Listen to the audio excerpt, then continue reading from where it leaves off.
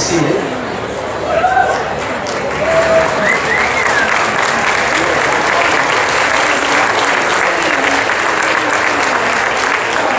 Good afternoon. Friends, families, faculty, staff, trustees, alumni and alumni, parents, grandparents, and members of the class of 2017. Welcome to the 46th Greenhills School Commencement Ceremony. Today we come together to honor the class of 2017, celebrate their time here, and wish them well in their futures. You leave us today equipped for success, talented, skilled, and capable. We all share the excitement of your collective and individual potential, and we eagerly await news on the impact you make on the communities you're preparing to enter. This class is truly special. You are, as a group, dedicated, ambitious, and yes, at times, pretty intense. During your time here, you were all determined to make your mark on the school, and that continued this year as seniors. We appreciate your leadership, your seriousness of purpose, and your humor. You will be missed. It is an honor to stand before you all and share my parting thoughts.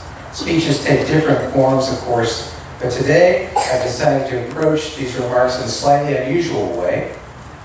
Not philosophical, not ponderous, not reflective, not theoretical, but useful. I want these remarks to be useful. I want you to leave today thinking, hey, that guy didn't necessarily make me think, but he sure gave me some tools for my tool belt. Frequently, your parents and teachers have expressed to you their desire that you leave here prepared. Prepared for what, who can say, but prepared for whatever lies ahead for you. We expect that might include college or a job or living on your own. But today I want you to be prepared for the unexpected. So to that end, I refer you to a little book I've cherished for nearly 20 years, the Worst Case Scenario Handbook. Pay attention, please. This may come in handy. Some of my lessons today come from that book, and some come from me. You can decide which is which. Useful lesson number 1, how to escape from a bear.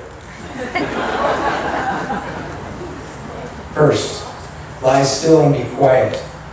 Documented incidents show that an attack by a mother black bear often ends when the person stops fighting. Number 2, stay where you are and do not attempt to climb a tree to escape a bear. Black bears can climb very quickly and will easily come after you. Number 3, if you are lying still and the bear attacks, strike back with anything you can. Go for the bear's eyes and snout. Useful lesson number 2. Our lives are filled with grace, power, and love if we so choose and if we are aware. After years of resistance, I joined Facebook fairly recently and continue to have mixed feelings about it. I'm well aware that Facebook is far less cool than it once was, which explains precisely why my generation is excited about it. Look at this cool technology we've discovered, we said, 5 years after everyone your age discovered it. And just as my people settled in, yours slipped out the side door. I won't apologize for my entry into the world of Facebook or complain about the fact that I'm frequently annoyed with what I see there. Instead, I'll focus on the positive. It keeps me connected to old friends, and every once in a while, offers a gem or two. Recently, a poet friend of mine posted the following such gem.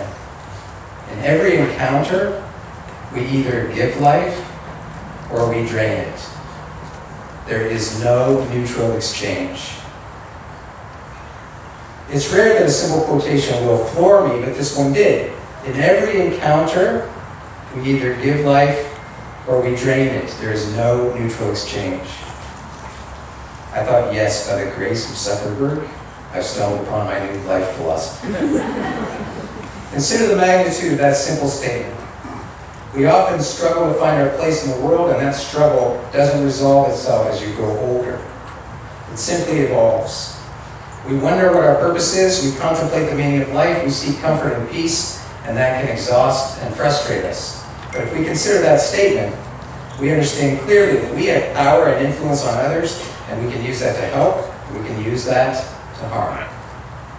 And while our impact may be small cosmically, it's large locally. If there is a way to keep that thought in mind, that every interaction matters, then we can manage our own contribution. Those brilliant words came from Brennan Manning, or so said Facebook.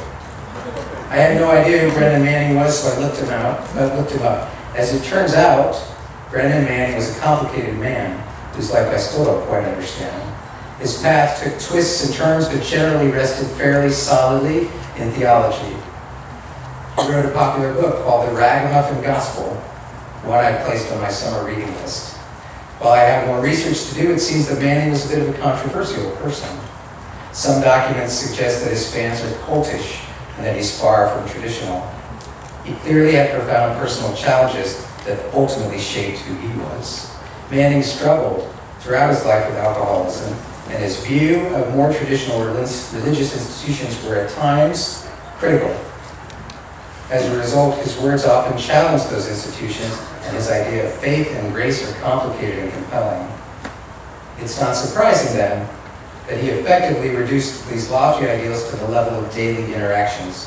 Whatever you believe, he seems to say, and however you practice these beliefs, the spiritual and the physical come together every time we connect with another person. We should be mindful of these moments. So again, useful lesson number 2. Our lives are filled with grace, power, and love if we so choose, and if we are aware. Useful lesson number 3, how to maneuver on top of a train and get inside. Do not try and stand up straight, you probably won't be able to anyway. Stay bent, leaning forward, leaning into the wind. If the train is moving faster than 30 miles an hour, crawling on all fours might be the best method. 2, if the train is approaching a turn, lie flat. Don't try to keep your footing. 3, if the train is approaching a tunnel entrance, lie down. Number 4, move your body with the rhythm of the train from side to side and forward. Number 5, find a ladder at the end of the car and climb down. Useful lesson number 4, deep down can be a pretty long way down. After college, I took a roundabout path to secure my first job. I spent a month or so in Dallas and interviewed for a wide variety of positions: technical writer for an appliance manufacturer, entry-level grunt at an ad agency, and some job in real estate that held its interviews in a trailer behind a construction site. Coming up empty, you can believe I got none of those jobs. I moved to Boston, slept in my brother's guest room, and tried again. I interviewed for a number of jobs that I didn't really want, and the feeling is demonstrably mutual. The highlight of that period was my interview with the MBTA, Boston's public transportation agency, during which I sat with my legs crossed for so long that by the time the interview ended, my entire leg was asleep. I stood up to shake my interviewer's hand, felt nothing in my leg, and fell face first into her metal desk. Helping me up, the gracious woman said, "Don't worry, it happens." To which I responded, "No, I don't think that's ever happened." I did not get that job either. So I returned to my hometown, Kansas City, and promptly began waiting tables at Shanzer's Deli, much to the chagrin of my grandmother, who made it clear to all who would listen that it appeared that my college education was wasted. Regardless, I learned a lot. For example, if someone asks you for a breadstick, best not to carry it to them in your hand and place it directly on their plate. Also, when sliding a rack of 64 glasses to the guy washing dishes, make sure he's there. That career, no surprise, was short-lived. Fortunately for me in the deli, and I found a job as a research editor at a local investment banking firm. I quickly became educated in the world of equity analysis, and I had a fantastic boss. But the biggest personality in the office was an institutional broker whom we will call Roger. Roger had a lot to say about a lot of things, most of it critical. He was harsh and generally demeaning, dismissive and arrogant, abrasive and condescending. But when people in the office faced difficult times, particularly financial, Raja was known to step up to help. He would pay medical bills, cover a car payment, buy food for someone in crisis. And everyone would say, down deep, Raja's a really good person. And I thought then, and I think now, well, down deep can be a pretty long way down. Stepping up at times of crisis is important, but it's more important to be kind every day. Keep your goodness right there on the surface. Useful lesson number 5, how to survive if your parachute fails to open. 1, as soon as you realize that your chute is bad, signal to a jumping companion whose chute has not yet opened that you're having a malfunction. The signal is waving your arms and pointing to your chute. When your companion gets to you, hook arms. Once you're hooked together, the two of you will still be falling at terminal velocity, or about 130 miles an hour. Hook your arms into your chest strap or through the 2 sides of the front harness. Number 4, open the chute. The chute opening shock will be severe, probably enough to dislocate or break your arms. Steer the canopy, and if there's a body of water nearby, head for that. Useful lesson number 6. You never know where or when enlightenment will come, so be ready. Some of you spent the fall with me in my creative writing class. You might remember that one of my favorite short stories is Raymond Carver's Cathedral, a brilliant, understated story about one man's spiritual awakening. The story focuses on a man preparing for the arrival of an old friend of his wife's, a visit he's not particularly excited about. The visitor had a close relationship with the narrator's wife. The guest is blind, and the narrator's wife had been hired to read to him years earlier. Through this relationship, the narrator's wife and this visitor had grown very close. The narrator clearly resented the visitor, both for being close to his wife and, frankly, for being blind. I use this story in part to introduce the idea of writing a successful story with an unlikable narrator. And trust me, he's unlikable. As you might expect, the character changes as the story progresses, and he begins to realize that this visitor might have something to share that could be of value. The narrator, his wife, and the visitor spend the evening together. Late in the story, his wife falls asleep, and the narrator and the visitor start talking. They decide to watch television. The show they watch is about cathedrals, and the visitor asks the narrator to describe the cathedral for him. This request becomes frustrating for the narrator until the two begin to draw a picture of the building together. The narrator's wife wakes up in the middle of this activity. She said, "What are you doing? Tell me, I want to know." The blind man said, "We're drawing a cathedral. Me and him are working on it." "Press hard," he said to me. "That's right. That's good." "Sure, you got it, Bub. I can tell. You didn't think you could, but you can, can't you? You're cooking with gas now. You know what I'm saying? We're really going to have something in a minute. How's the old arm? They put some people in there now. What's a cathedral without people?" "Close your eyes now," the blind man said to me.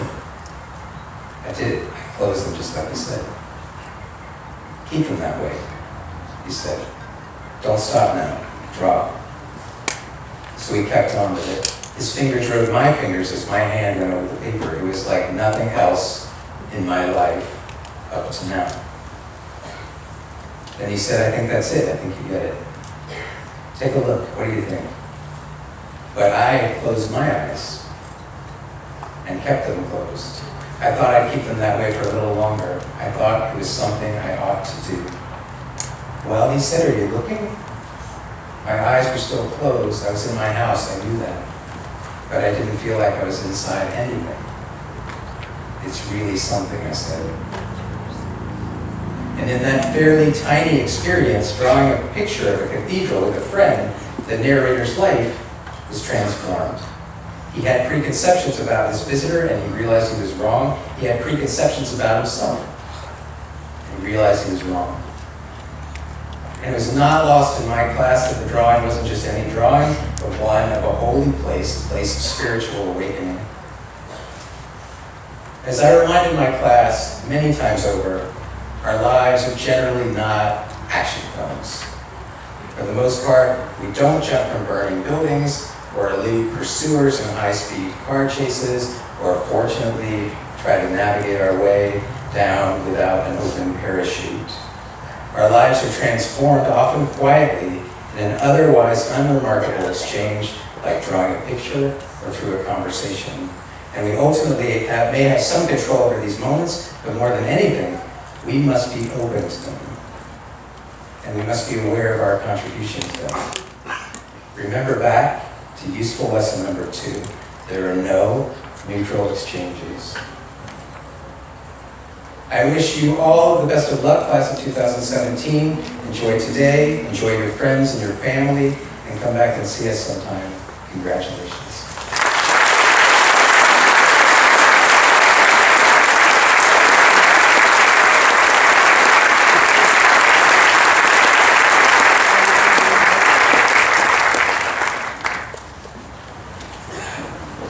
Now the upper school choir will present The Night is Young.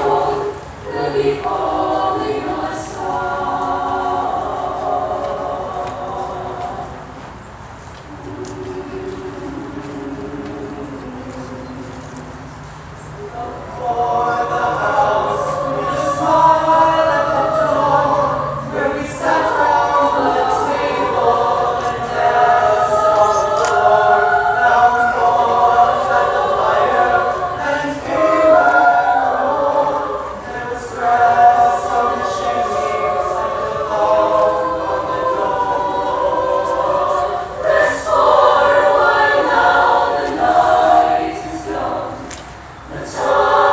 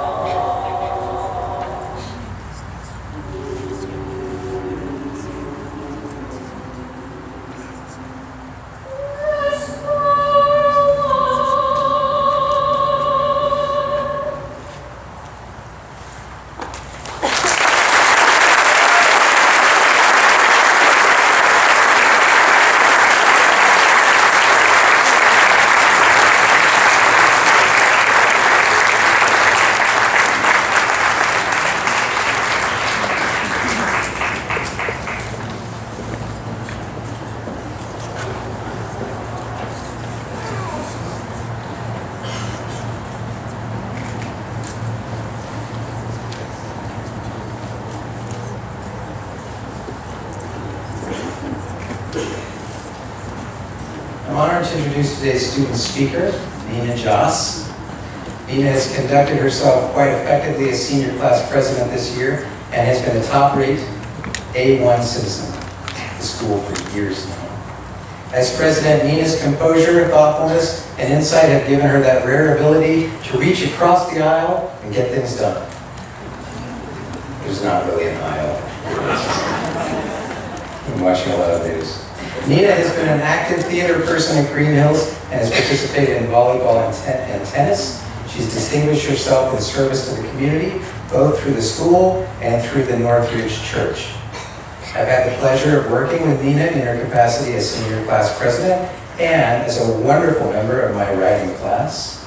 Without her permission, I've grabbed a few excerpts of a short piece of fiction that Nina wrote in the fall. It seems quite appropriate for this day. Keep in mind this is fiction. The narrator has absolutely nothing in common with Nina or her current experience. Soon I'll be living across the country surrounded by people I don't know. I'll be running miles with them and waiting in line behind them to take 60-second showers. Soon the dreams that I had as a little kid pretending to fight battles will finally come true. But now that it's almost here, my 18-year-old self wonders if I'm ready for what's to come. The reflective story moves from that point to this elegant resolution when the character finds a peaceful moment. I smile. I just saw a shooting star standing here alone on the beach. I've always hated cliches, but this one I don't mind. Welcome, Nina Joss.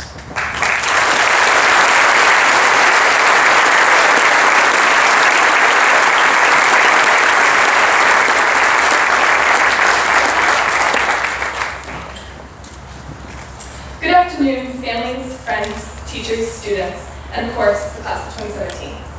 My name is Nina Joss, and I would like to start off by saying welcome, and thank you for coming out today to celebrate this momentous occasion in the lives of the people sitting before you. Now, when I was thinking about what I wanted to say to you all today, I was a little nervous. No, I know what you're all thinking. My anxiety doesn't come from the fact that I'm standing in front of a couple hundred people in a ridiculous green bathrobe trying to convince you to take me all seriously. No. I'm nervous because I'm speaking to so many different groups of people at the same time, and for all of you, today is meaningful.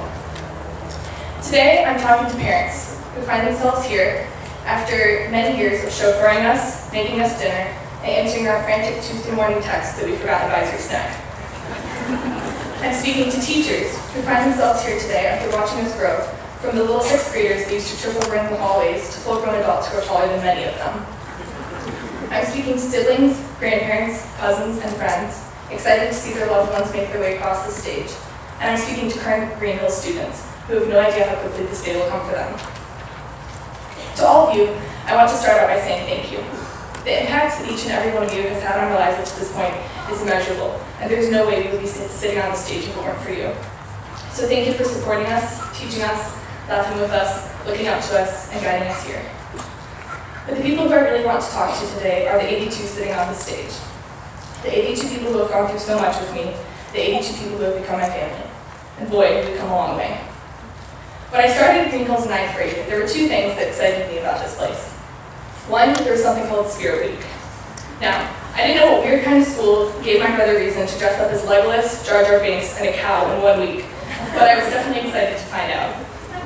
Secondly, I knew there was someone called the headmaster. For the 2 years that my brother was here before me, I actually believed that this person looks like Albus Dumbledore, so I couldn't wait to meet him for myself. Unfortunately, my first assembly freshman year came to show me that Mr. Klofsky did not have a long way to beard.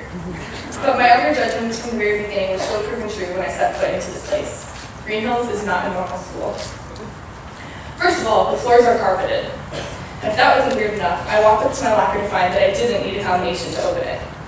As I spent more time in the cinderblock halls of this school, I started to realize other things that did not match up with how I thought high school would be. For God's sake, we have cubbies. There were students who would spend their lunchtimes playing guitar with their history teacher, and during passing time my junior year, you couldn't walk through a forum without spotting a game of chess. It's not normal to know so many teachers by their first names, and it's not normal that our student body gets more excited about a Mario Kart tournament than we do about our sporting events. Greenhills is not a normal school, or even next to normal, for that matter, but that's exactly what makes it so wonderful. Every commencement speech mentions how the school is giving the graduates the tools they need to succeed in their futures. Now, I truly believe that Greenhills has done this for us, but not in the same way that other schools would have.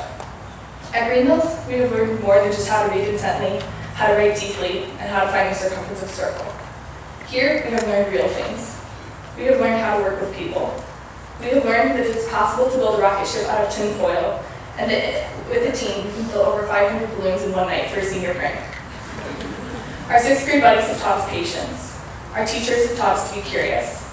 And our classmates have taught us that there's no shame in loving to learn. We have discovered that asking questions is productive, that there's never too much work to go on a nature walk, and that sine is y and cosine is x. Greenhills is a strange place, there's no doubt about that. But there's no way we would have grown into the people we are today if we had gone to a normal school. The problem with normal is that it limits people. If we went to a school with tile floors, how would we play mini sticks in the forum without causing a ruckus? If we went to a school with combination lockers, how would we deliver secret buddy gifts? If we went to a normal high school, we wouldn't have had the opportunities to get to know our classmates and explore our passions the way we have here. Greenhills has given us a basis that is very different from those of other high schoolers. Because our foundation is already out of the ordinary, my biggest hope for the next stages of our lives is that we will not fall into the trap of normal.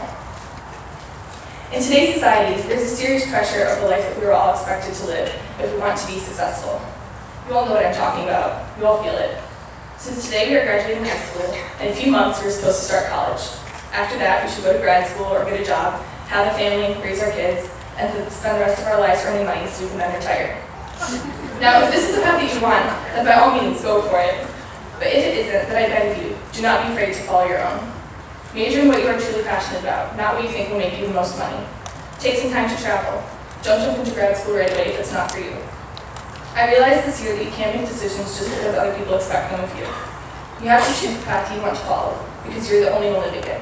Your friends, your teachers, your parents, none of them are going to go where you go or do what you do. So I think a huge, if not the biggest, part of being successful is choosing your own path, even when it's difficult and others say it's not normal. Now, I want to take a moment here to clarify. I'm not saying this means you should go off and ignore the advice anyone ever gives you or look down on being helped. Your life is your own, but don't confuse that with thinking you have to do it alone. If I had to choose the most significant lesson I learned at Greenhills, it would be the importance of people. About a week ago, I was sitting with my friends after Greenstock and we were signing yearbooks. We started talking about how crazy it was that in just over a week we were going to be sitting on the stage, graduating. We were all sad and weepy, happy and emotional, senior year stuff, when one of my friends said something that explained my feelings quite perfectly. He said, honestly, it's strange because I'm actually very ready to leave. I'm just not ready to be done with the people. And in that moment, it hit me. Today, we are not only leaving the carpeted floors and the cinder block walls, but we are leaving each other. It's our time to go. And though the thought of actually being in high school for any longer makes me cringe almost as much as looking back at my freshman year Spirit Week shirt, there's something about the school that just brings people together, and that's what I personally am going to miss the most. But I don't want to give all the credit to the school, because I really think that there's something special about the group of people sitting on this stage in particular, something that other classes don't have. Our class, though known for being studious, is full of way more than just students. This class has leaders and poets and athletes. Okay, I know every class has athletes, but just give me a second to illustrate this point. One of our mock election winners was Kelsey Musio and Adidas for cutest couple. That's the amount of dedication I'm talking about. We have actors and singers, seamstresses and stargazers, scientists, and a few who can live off the land. We have an octave debate champ, a star rower, a fire marshal, and even our very own Steve Jobs. We are passionate about what we do, and we are not afraid to go against the grain. Even for Greenhills, the class of 2017 is not normal. What other class would pitch all of their funds together in 8th grade to buy a large stuffed turtle to be their class pet? What other class has ever had a ping pong table in their forum for an entire semester because we just can't have enough fun with each other? We are a class full of humor, and we know each other way too well.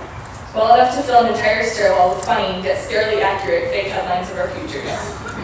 We are compassionate, curious, playful, and supportive. Sure, we have our rough moments, and our great group chat sometimes gets a little bit heated, but we always come back together in the end with a good theme. We cheer each other on, and we truly, deeply care about each other. If it weren't for this class, I know for a fact that I would not be the person who I am today. We have grown together in a million ways, and we have left our mark on the stage, on the courts, on lampposts, and even in the Detroit River. I know that we will go far in our lives, not because we're graduating high school today, but because we're us. I don't believe there's anything this group of people can't accomplish with our compassion, drive, and humor. So go light up the world 2017. Take pride in the fact that you are not ordinary. You have been given an education to prepare you for the next steps of your life, but please remember that you get to choose what those next steps are. And though we won't all be together after this, remember that we have been a part of your journey. But now there are so many people to meet and places to go, so go chase them with everything you have. Everyone tells us that we are going to go far, but let's ensure that we do it our way. The curious way, the kind way, the passionate way, not the normal way. 2017 is our time to take on the world. This is it. Thank you.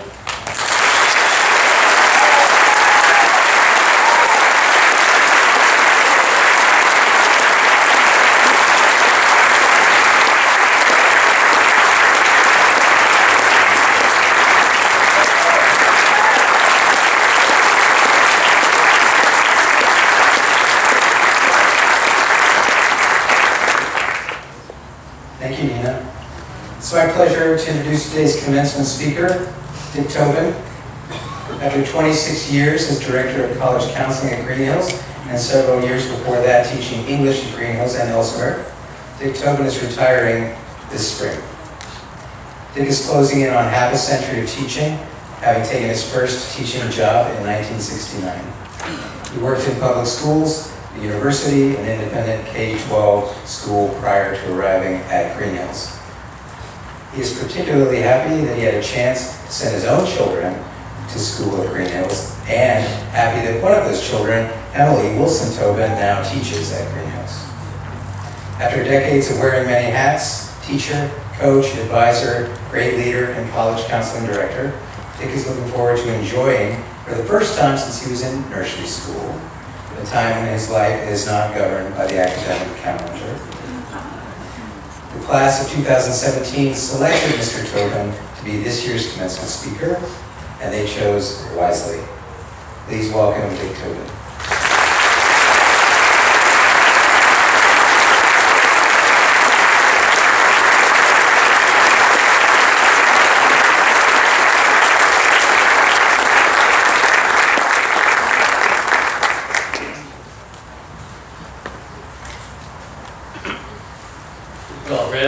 I'm the chair of the board, the members of that board, Carl Pulaski, the head of school, my fellow members of the Greenhills faculty, Greenhills parents, relatives, friends, alumni, and most particularly the graduates of the class of 2017 yourselves.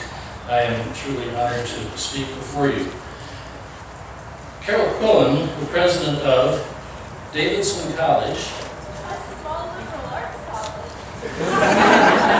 Now that's a bit of an in-joke between me and Grace and members of the class, and I'm sure that if you don't get it, which you probably don't, any of them will be happy to explain it to you later on. So Ms. Quillen is the president of Davidson College, a fine liberal arts college in North Carolina, and she stated that graduation remarks ought properly to keep the spotlight where it belongs, on the members of the graduating class. That's what I propose to do today. Ms. Quillen also reports that she has never delivered a commencement speech longer than 12 minutes in duration. Many of you have heard me speak in a public forum may well wonder if I can hold to that. I actually think I can come pretty close. At Greenhills, in fact, we're accustomed to turning the spotlight on our students. After all, we know them. They know us.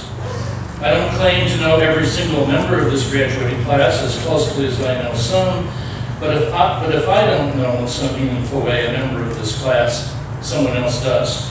It's the nature of the Greenhills experience. We interact in respectful, personal ways with these adolescents, bidding fair to become adults.